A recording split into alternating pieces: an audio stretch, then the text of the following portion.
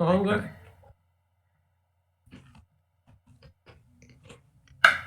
Oke, udah lumayan. Gimana antusiasnya? Antusias aja. Antusias menonton. Ya, Pak. Udah. Ini bener-bener jam 8 di sana, ya, Edan. Galau dah. Keren Galau nih. di sana. Aku lebih suka itu ya. Improve. Lebih suka itu ya. Disney TV ya. Disney TV. Oke. Kalau bisa mah ada countdown mus 3, 2. Enggak gitu dong. Jahat. Oke, semua diam. Oke. Karena ketelat kan.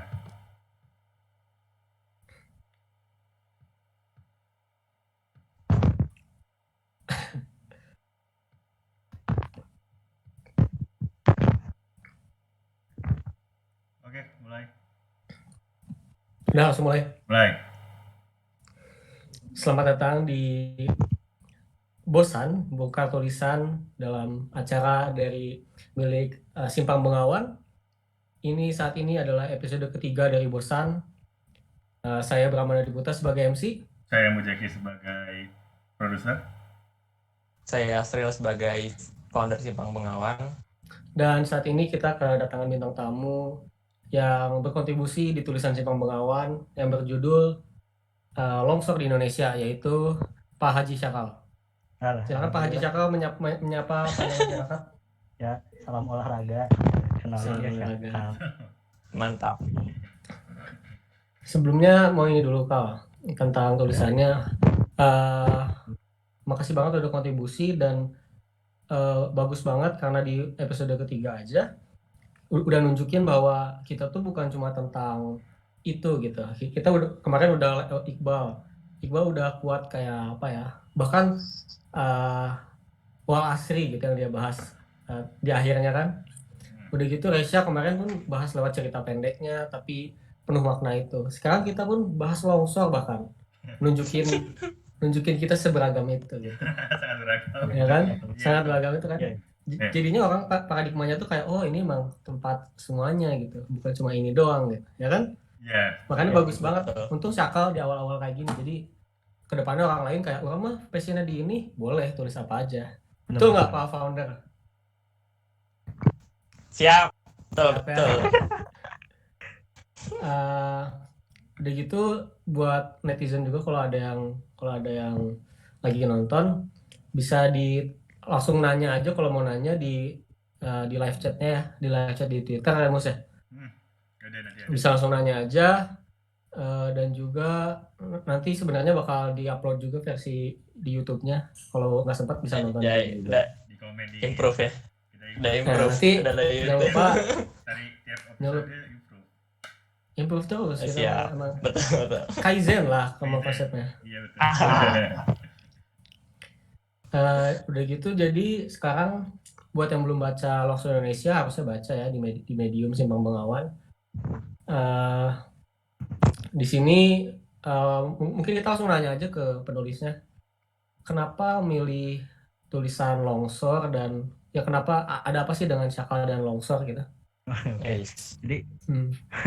Jadi kalau misalnya untuk tulisan ini sendiri, orang bikinnya itu sebenarnya buat di himpunan orang di HMS ITB.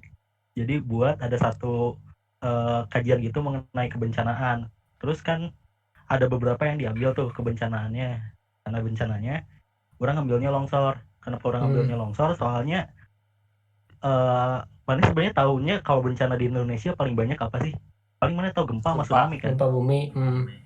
Tsunami. Tapi mana tahu nggak sebenarnya secara frekuensi itu yang paling banyak tuh sebenarnya longsor, gempa, puting beliung. Bahkan puting beliung yang paling banyak sebenarnya.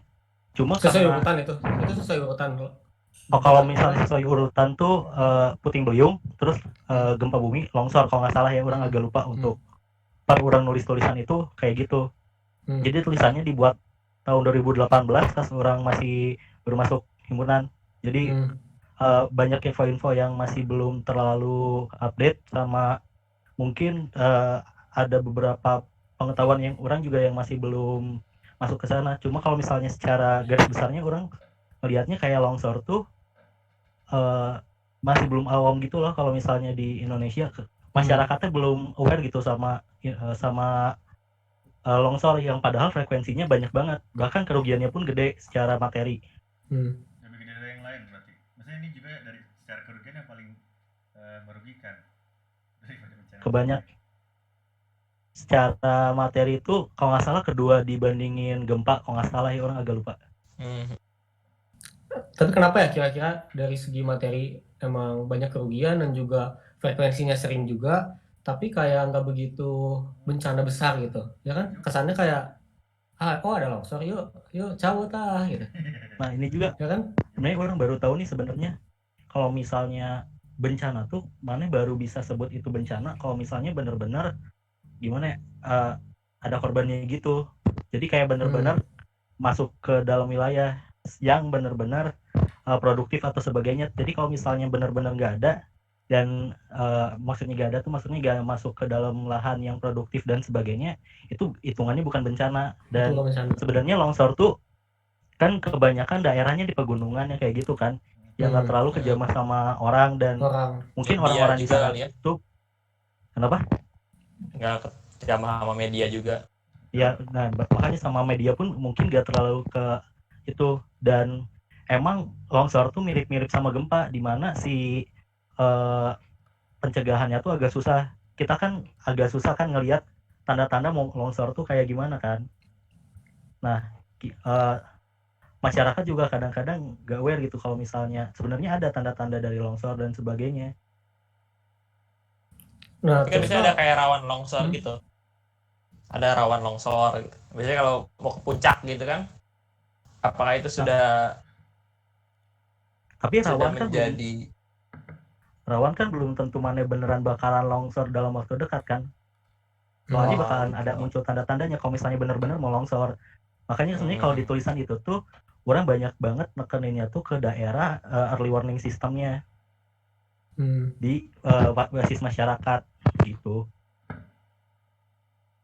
Nah terus Kal, mungkin sedikit orang kan nggak tahu apa-apa nih tentang longsor, mungkin bisa diceritain teknisnya lah kenapa longsor bisa terjadi dan gimana konteksnya dengan kondisi di Indonesia gitu. Sebenarnya kan kalau misalnya longsor tuh kalau misalnya kita lihat definisi yang dari undang-undang anjir. Jadi kalau definisinya kan pergerakan massa tanah Legit ya guys. Sumber yang serius. Kemarin serius juga sih. Serius banget aja.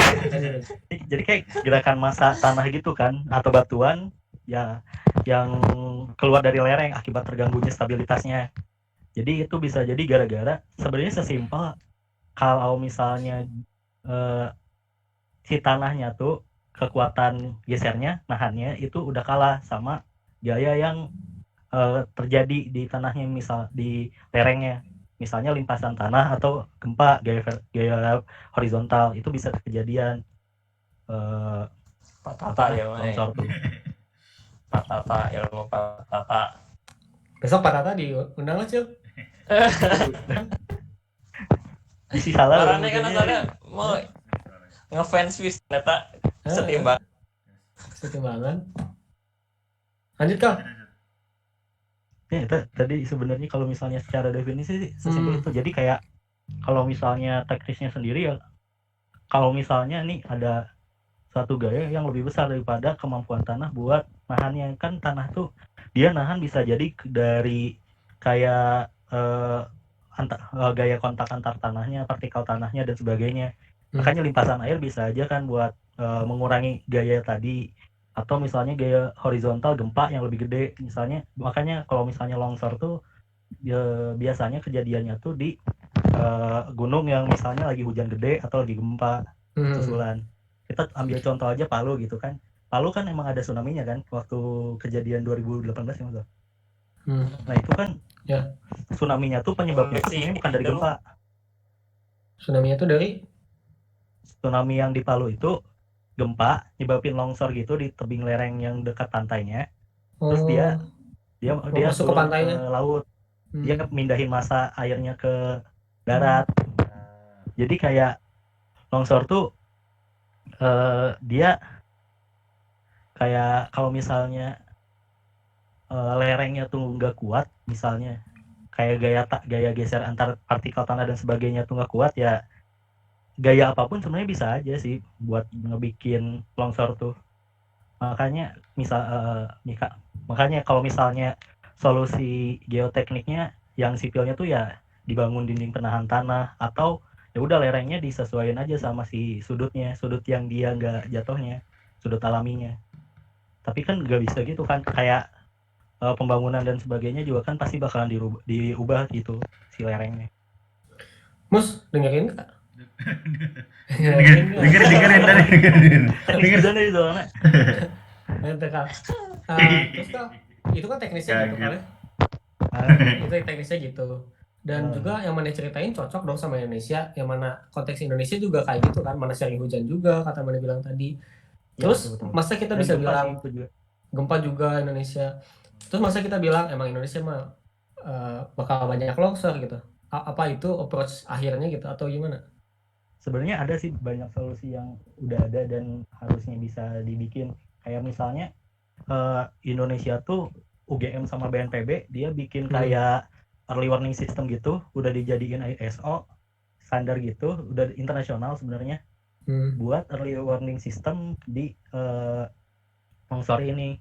Dia basisnya masyarakat, jadi gimana caranya masyarakat bisa ngenalin resiko Tahu di ya. tempat daerah dia masing-masing. Terus masyarakat juga bisa dicerdaskan lagi kalau misalnya ada longsor harus kayak gimana, rute evakuasinya kayak gimana. Terus kalau misalnya kita lihat konteks di Indonesia, sebenarnya yang kurang tuh kayak organisasi gitu. Kalau misalnya di tulisan orang kan orang sebutin tuh kalau di Hong Kong pernah ada kejadian gitu. Udah punya organisasi khusus ya untuk. Nah, mereka tuh soalnya korbannya udah parah banget. Dia kayak satu apartemen gitu, berapa lantai, 10 atau lebih gitu. Itu langsung runtuh se-apartemen itu, korban jiwanya banyak banget sampai 180-an. Jadi kayak Hong Kong langsung prepare, dia langsung bikin suatu organisasi yang emang buat mikirin geotekniknya. Apakah suatu lereng kuat dan sebagainya tuh udah ada organisasinya sendiri. Dan di kita belum ada itu. Kalau seingat orang masih di BNPB aja. BNPB. Kan kalau BNPB mah ngurusin semua Sibuk bencana kan, termasuk COVID sekarang pun BNPB yang ngurus. Salah sih itu sebenarnya.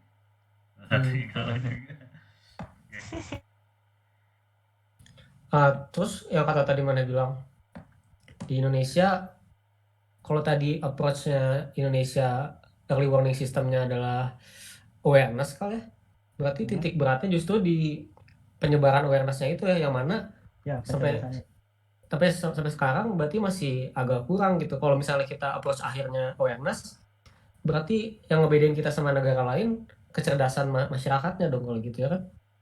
Itu bisa jadi sih, soalnya kalau misalnya kurang ngambil lagi ya contoh lagi di Jakarta gitu.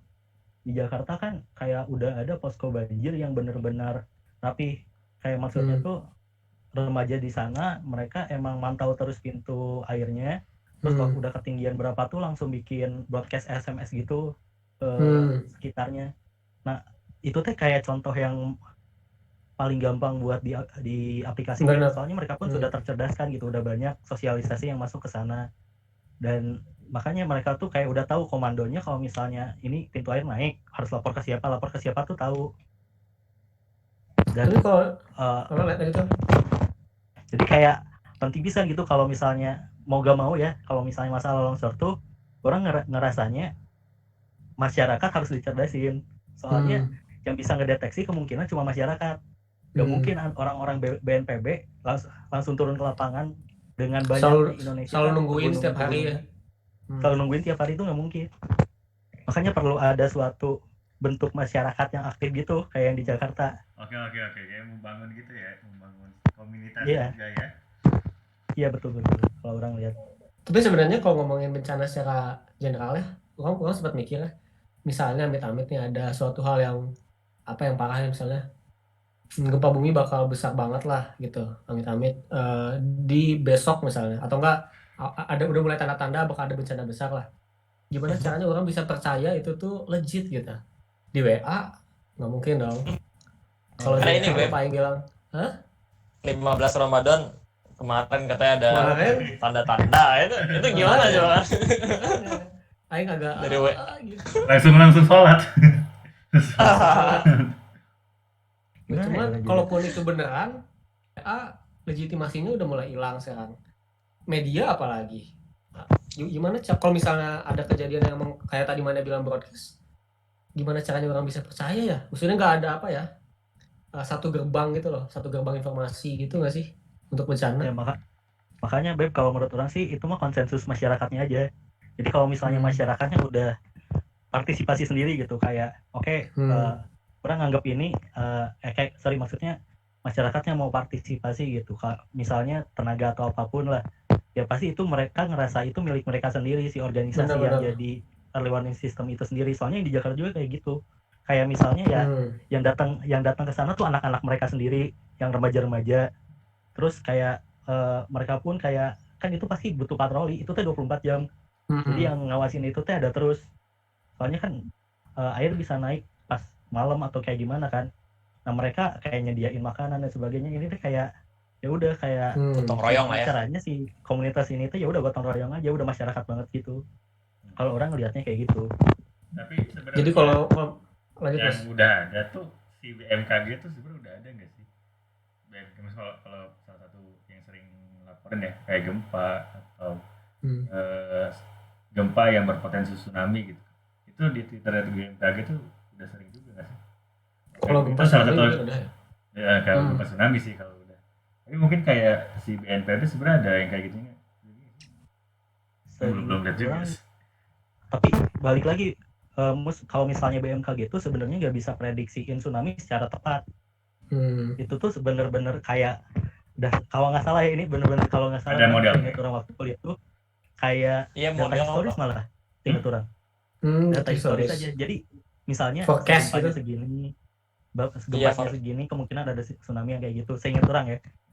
Kalau misalnya teman-teman di komen ada yang bisa mengoreksi mangga ya, bisa orang salah. Nggak, soalnya aku juga kan ngambil datanya dari BMKG. Ya kayak gitu. Tahu sih. Forecasting gitu. Jadi kayak emang dan keakuratannya masih belum tentu bisa dibuktikan baik. Terus mana lagi yang forecastnya gitu? Enggak, orang nggak pakai dari BMKG. Kak, orang mau nanya dong. Boleh nih? Lanjut.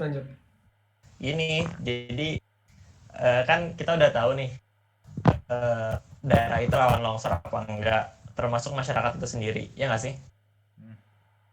Oh iya.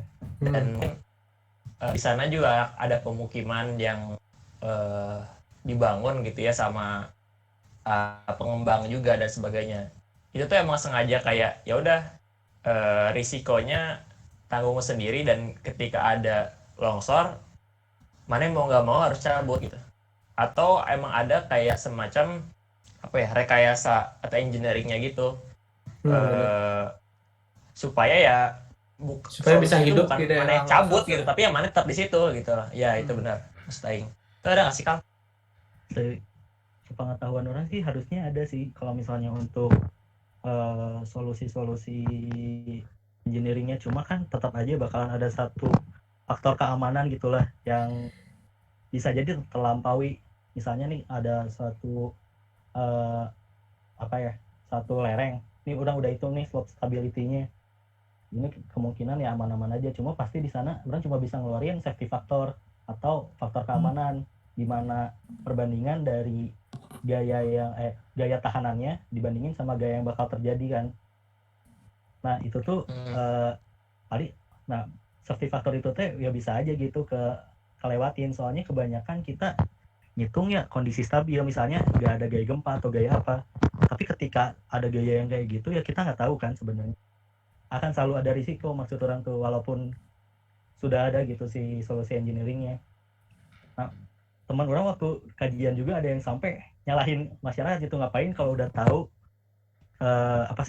tetap tinggal di sana, karena ya emang cukup sulit sih buat solusi engineeringnya, selalu ada resikonya gitu. Mau gimana juga cara paling aman ya tetap aja buat pergi. Cuma tetap ada usaha-usaha engineering yang bisa dipakai, tapi harus ada resiko yang ditanggung. Kalau orang gitu. BTW, tapi kalau misalnya emang kata Acil yang tadi ya, rumah yang di daerah rawan longsor lah ya. Di Bandung juga kan banyak yang kayak gitu kan. Ini banyak sih itu. Sebenarnya kalau bisa dibilang emang nggak akan ada supply kalau nggak ada demand juga kan sebenarnya. Betul. Nah, berarti apakah emang masyarakatnya masih pengen sama view-nya bagus gitu, atau mungkin emang dia belum sadar akan bahayanya gitu Pak? Ya kan? Kalau misalnya itu sih masalahnya udah luas banget sih, maksudnya emang berarti nggak Benar. ada lagi tanah atau emang kan sekarang properti mahal ya, Kumadei kayak gitu gitunya. juga itu udah ngaruh banget. Yang benar-benar maksa mereka untuk tinggal di sana. Cuma yang paling penting tuh preparedness mereka aja sih, kayak jalur evakuasi yang gitu kayak gitu tuh udah harus disiapin kalau menurut orang ya. Jadi ketika udah ada early warning, misalnya udah ada tanda-tanda, ya mereka evakuasinya langsung dengan rute evakuasi yang udah disiapin. Itu udah masuk ke standar early warning sistemnya sebenarnya kalau misalnya yang orang baca. Si early warning sistemnya ini dong Kak, sebutin lagi dong Kak. Siapa tahu belum ada yang belum baca dan pengen dengerin early warning sistemnya. Contoh. Sebenarnya kalau misalnya early warning system tuh misalnya gini, sebenarnya kan tanda-tanda longsor tuh bisa kebaca dikit-dikit lah, walaupun ini nggak terlalu akurat juga. Cuma misalnya nih di lereng yang kita tinggali lagi, yang ada gitu, misalnya tiba-tiba ada retakan atau semburan-semburan air kayak gitu, itu udah tanda-tanda mau ada longsor sebenarnya. Maksudnya retakan di mana nih contohnya? Di lereng itu? Kayak misalnya kayak tanah retak aja gitu. Oh, tanah retak Oke. yang luar ada tanah retak gitu. Tanahnya retak maksudnya. Tanahnya retak. Itu tuh kayak udah mulai ada Cabut tanda-tanda kan, langsung itu tuh. berarti udah ada ikatan-ikatan yang lepas. Kalau misalnya terus kita lihat lah misalnya cuaca udah hujan dan gitu. kalau misalnya ada kemungkinan juga apa sih gempa misalnya dari BMKG dan sebagainya, ya lebih baik evakuasi dulu.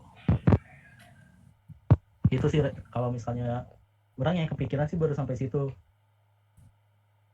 Mungkin sekarang kita ngelanjutinnya, kita langsung dari BMKG-nya. Udah siap kan Mus? BMKG? BNPB lagian. Sebentar Lagian BNPB lagian bukan BMKG. lagi ngomong BMKG. Tapi BMKG tahu gitu ntar. BMKG juga bisa sih gempa. Sebenarnya Ya, kita akan terhubung langsung. Enggak, Ya, udah. bentar. Udah ya, udah habis. Kenapa Mus? Oh, mati ya sambungannya? Nggak mati. Udah. BNPB lagi fokus dulu buat itu corona ya. Iya. Oh iya, longsor nggak di. Mungkin di tulisan yang kedua kita bisa panggil BNPB-nya kali ya. Tapi sekarang kayaknya lagi sibuk BNPB-nya. ya boleh lah. Oke. Kak, kenapa kita nggak bikin juga Kak ini apa tim khusus longsor kayak di Hong Kong ya? Aja tim siaga, bukan tim siaga longsor, jadi BNPB versi khusus longsor gitu. Kayaknya kalau misalnya untuk itu orang belum tahu pasti sih untuk dari instansi yang ada mah. Soalnya pas orang cari-cari, orang nyari-nyari 2018 ya waktu itu. Kayak untuk si early warning system ini aja yang bikin instansinya tuh BNPB, tapi kerjasama sama UGM. Jadi untuk BNPB bikin instansi sendiri mengenai longsor tuh orang belum tahu sebenarnya, belum cari-cari lagi. Kalau untuk yang udah ada ya, kalau misalnya kenapa kita nggak bikin sampai ini, mungkin ya balik lagi karena awareness-nya sih. Orang juga masih belum terlalu paham mengenai kalau misalnya dari segi masyarakatnya sih. Kalau aku mau nanya, yang ini, yang kan mana pernah tadi bilang soal banjir Jakarta tuh ada timnya gitu ya, yang dari masyarakat. Ya. Itu yang mereka inisiatif sendiri atau kayak gimana tuh? Atau emang ada arahan dari ya pemerintah atau kayak gimana? Mana tahu nggak kira-kira? Maksud orang yang relate sama pertanyaannya Bramanda tadi gitu. Fokus. HP panas. Lanjut. Pakai bye FIFA lah deh.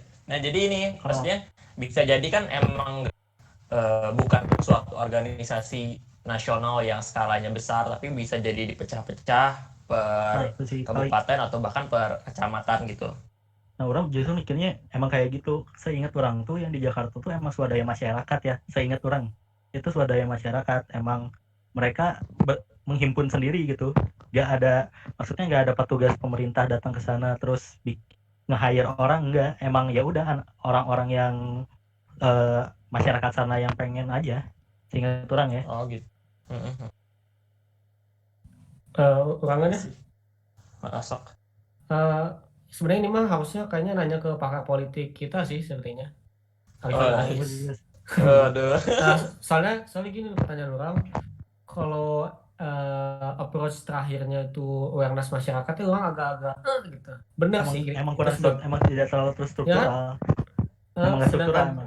Kayak misalnya kayak kasus COVID inilah, orang agak-agak kalau misalnya pemerintah yang nyuruh kita melakukan sesuatu gitu, siapa gawe jangan naon gitu. Dalam hati orang ya, meskipun emang sebenarnya kita pun harus bertindak, tapi jangan jadi itu tugas kita, tapi ngerti nggak sih? Jangan saling ini gitu lah, mendorong apa sih? Ini mah tugas mana ya gitu. Nah, itu tuh bukan ujungnya gitu. Itu membantu lah harusnya tuh emang ada approach utamanya gitu loh.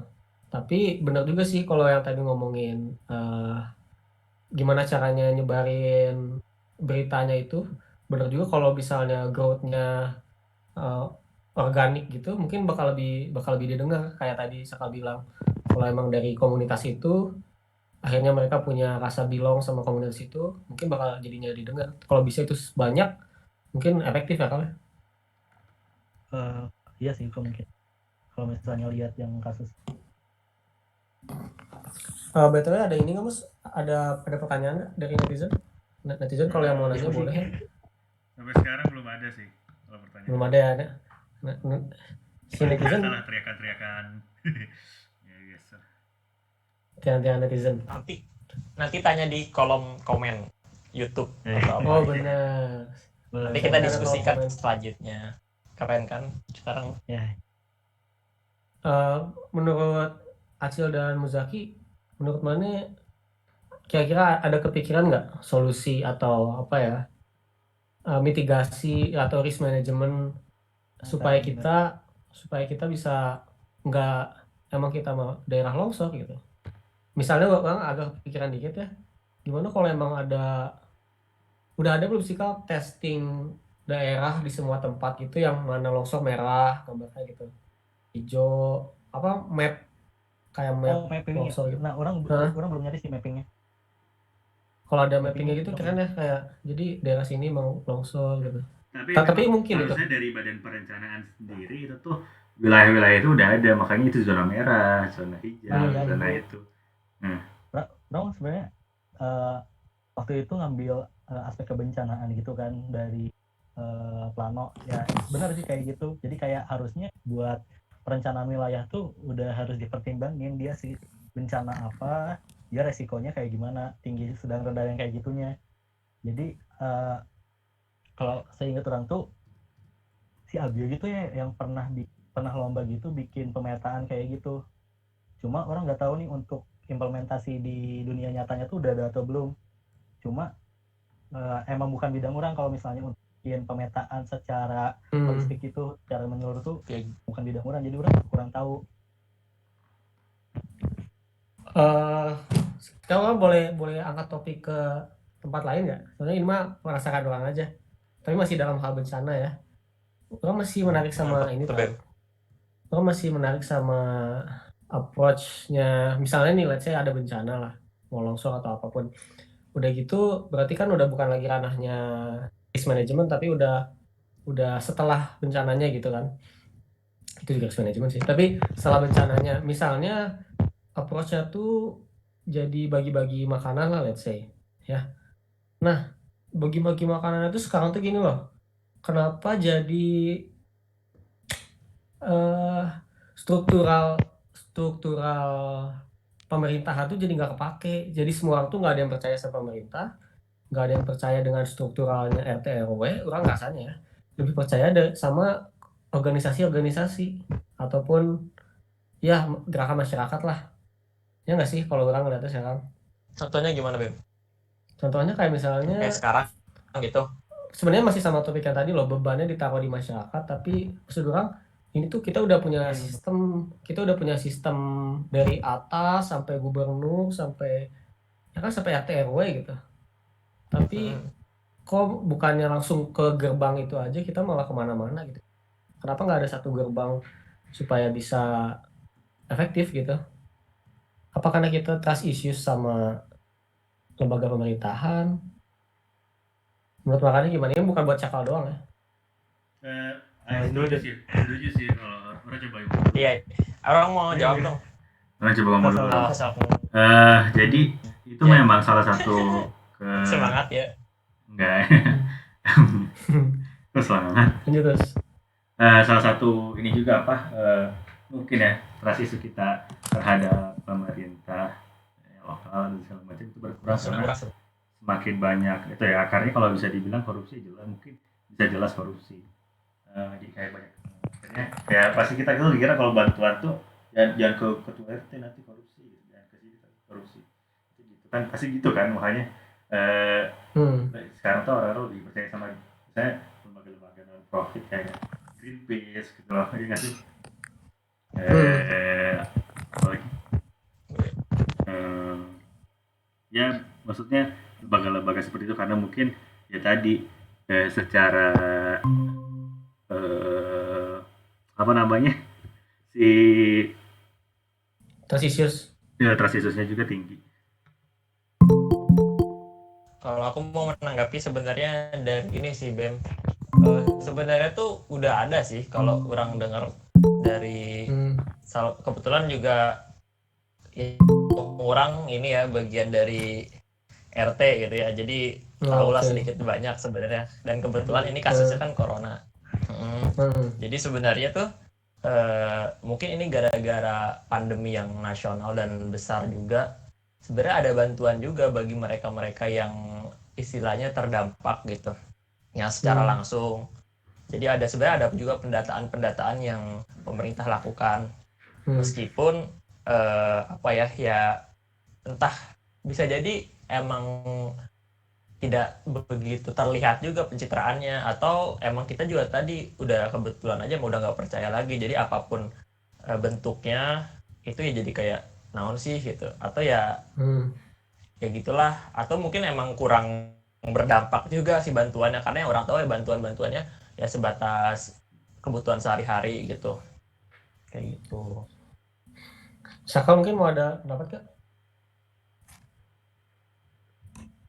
Sebenarnya orang lebih setuju kalau misalnya untuk beberapa kasus tuh emang pemangku kebijakan sih yang harus lebih aktif dan tapi ya mau gimana lagi emang gak ada aksinya soalnya gini kan kalau misalnya kita udah merencanakan suatu wilayah dan mempertimbangkan berbagai resikonya harusnya udah ada pertimbangan juga misalnya nih kita udah nyadar nih resiko bencana Indonesia teh parah pisan emang parah pisan gitu gempa sebagainya udah edan pisan gitu dan harusnya kita udah mikirin misalnya nih mulai dari kita mempersiapkan hal-hal yang remeh kayak misalnya jalur evakuasi yang kayak gitu dan skenario kalau misalnya kejadian ada harusnya misalnya ambil dana apa langsung kita sebarin dan sebagainya kan harusnya kayak gitu karena balik lagi ya duit yang ada di pemerintah mah ya duit kita juga duit pajak itu duit masyarakat dan harusnya skenario-nya sih udah disiapin kalau dari menurut orang ya tapi kebanyakan pemangku kebijakan gak nyiapin skenario kayak gitu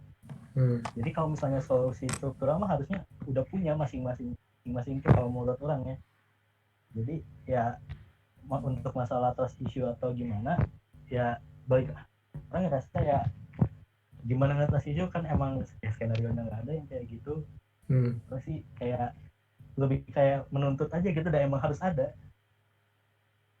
Nah, terus juga Kak, sebenarnya kenapa orang ngomong tadi tuh orang gelisahnya karena ini sih triggernya Dian Sastro tiap hari story-nya tentang menyumbang COVID tapi beda-beda terus organisasinya gitu. Silakan bantu COVID ke ini besok atau silakan bantu COVID ke cek aduh mana ya Padahal bisa aja terus sebenarnya nggak merata ya bantuannya ya. Iya jadinya sekarang mana mau nyumbang COVID kemana sob? Bingung tak? Padahal satu aja ya. Emang bisa. Bingung bisa mana mau ngasih ke siapa aja. Kalau satu bungkus satu bank gitu, makanya udah pas tuh itu mau apa sih namanya? Lembaga yang menghimpun ke harta masyarakat tuh. Apa sih Apa sih? lembaga itu? Mal. Baitul mal, udah bener. Dikumpulin dulu di situ baru dibagiin. Soalnya kan secara ini juga maksudnya secara pendataan maksudnya kebayang nggak kalau emang satu pintu gitu ya. Jadi benar-benar kemananya tuh kita bisa tracking gitu. Betul sekali, Ya Bem. kan? Benar ya. Sekarang kita organisasi ini bahkan sekarang mungkin saking transisiusnya kita banyak banget orang yang bikin organisasi sendiri aja untuk bantuan Nah, gitu. Ya kan? Jadinya kayak rame. Simpang pengawan bikin juga nih. Simpang pengawan nih guys. Harusnya satu aja. Untuk itu juga kita mau bikin satu pintu, jadinya kita bikin Simpang Pengawan Foundation. Aduh. Tapi bisa jadi tuh masyarakat negara Indonesia tuh kan perlu berutang lagi, Bem, karena uangnya udah masuk semua di situ. Bantuan masyarakat udah semua kena gitu. Nggak sampai ada satu orang dapat 2 bansos, iya nggak sih? Pengalaman satu orang udah banyak kotak nasinya. Coba bagi-bagi. Waktu bagi-bagi maksudnya. Iya. Oh ya boleh diceritain juga deh. Jadi kan orang juga sebenarnya membuka secara tidak sadar kali. Orang juga membuka bantuan sosial sebenarnya. Orang di masakan Unirima, mana bisa ngasih uang ke aing, nanti aing sebarin makanannya kan. Ini juga bantuan sosial juga, aing baru Iya kan. Nah, udah gitu setelah orang bagi-bagi, waktu itu orang yang bagi-baginya. Cuma bagi-bagi, tiba-tiba banyak banget gembel di pinggir jalan. Template-nya dia pakai gerobak, asalnya nggak ada. Template-nya dia pakai gerobak, ada anak kecil satu di atas gerobaknya. Udah gitu ibu-ibunya baju lusuh. Tapi itu ada 12 di komplek aing. Jaraknya 5 meter.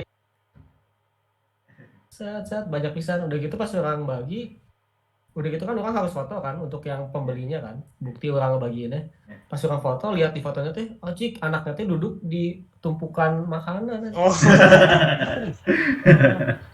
Anaknya duduk di tumpukan nasi dus.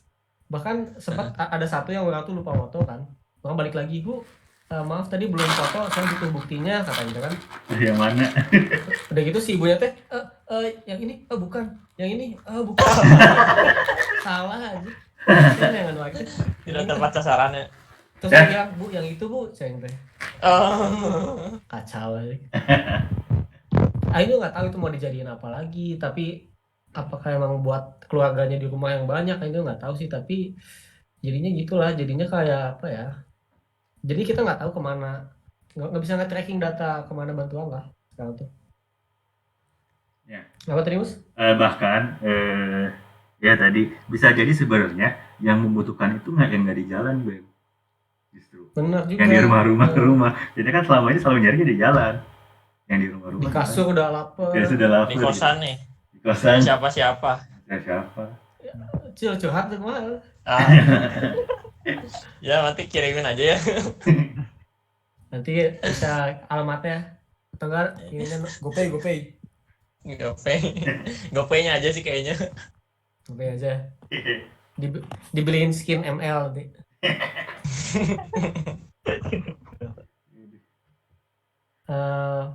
Mus udah berapa menit, Mus? Udah 37 menit. Mungkin dari Syakal kan masih ada yang kurang kekupas ataupun mau ada yang dibahas lagi enggak? Kita masih bisa 4 jam juga masih boleh. Oh enggak ya? Enggak dong. Enggak, sorry. Tapi lebih ke arah gini aja sih, kalau misalnya Indonesia teh kudu sadar kalau misalnya Indonesia teh daerah rawan bencana. Gak cuma longsor, kayak gempa dan yang lainnya juga itu rawan pisan. Masalahnya teh ya masyarakat kita mah ya kayak ngerasanya Indonesia mah aman-aman aja. Makanya kayak aduh jadi bingung. Kayak lebih ke kudu sadar gitu bahasa ya teh. Bahwa kita teh sangat dekat pisan sama bencana ya. Sebenarnya dekat banget. Ini di Bandung aja patahan Lembang kan belum itu lagi kan. Oh, aing tahu Kak. Mun di kita mah pamali tong ngomong gitu ya. Oh, bener tuh. Jadi nanti bisa dibahas ya. Ini guys satu ya beres satu kayak gitu. Ulang ngomong gitu pamali. Geus moal naon Kak. Positif Bener sih itu Ya kan? bisa jadi stigma masyarakat kayak gitu sih, kayak gini Heeh. kayak yang corona aja kemarin, tahu nggak ada yang di Surabaya dia positif tetapi dia nggak ngomong terus ke rumah sakit. Terus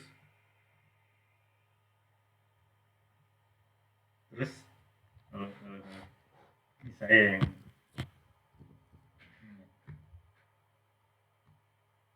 Dan positif lagi gitu, jadi kayak stigma masyarakatnya kayak kalau misalnya nggak diomongin ya nggak bakal kejadian, padahal mah benar ya tetap bahwa kejadian corona tuh gitu. mentality ya Ya stigma masyarakat. corona mentality, kayak semua hal ini tuh ya mentalitas aja, berpikir positif gitu lah.